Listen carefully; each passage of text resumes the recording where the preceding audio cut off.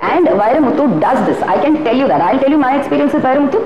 அவர் எல்லா சிங்கர்ஸ்க்கும் கால் பண்ணி இந்த மாதிரி தான் பேசுவார். I'll tell you the dialogues also. அம்மா உங்க வாய்ஸ்ல ஒரு காமம் இருக்குமா அம்மா உங்க வாய்ஸை கேட்டு நான் பைத்தியமாயிட்டேம்மா உங்க வாய்ஸ் மேல ஒரு காதல் ஏற்படுதுமா அப்படிங்கிற இதுதான் அவருடைய dialogues. No singer there is no singer who has not got this phone call.